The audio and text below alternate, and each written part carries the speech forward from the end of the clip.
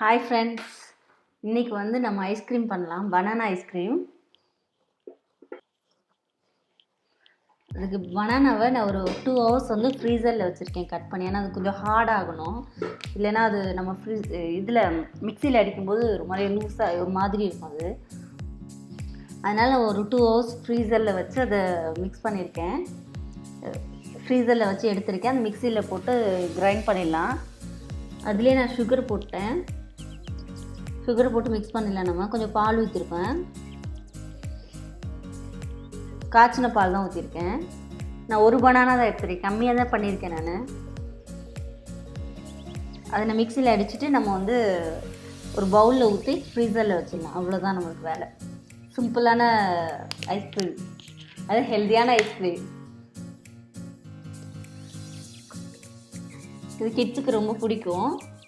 ஒரு time banana சாப்பிட மாட்டாங்க, அதனால் இந்த மாதிரி பண்ணி கொடுத்துடலாம். இப்போ நம்மளுக்கு ஃப்ரீசரில் எடுத்துட்டேன். இப்போ வந்து ஐஸ்கிரீம் உங்களுக்கு ரெடி ஆயிடுச்சு. நல்லா இருந்துச்சு சாப்பிட்றதுக்கும். அது பனானா ஃப்ளேவரோட நல்லா டேஸ்ட்டாக இருந்துச்சு.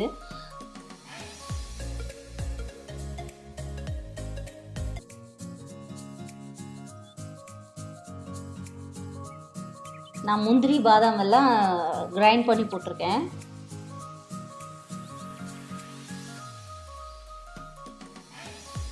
இந்த மாதிரி டிஃப்ரெண்ட்டான ஐஸ்கிரீம்லாம் நம்ம செஞ்சு பார்க்கலாம். நம்ம வீட்டிலே ஐஸ்கிரீம் செஞ்சிடலாம் அந்த மாரி இல்லாமல்.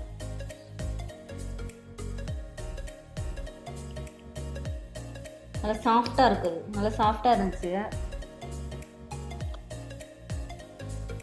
டேஸ்ட் பண்ணி பாருங்கள்.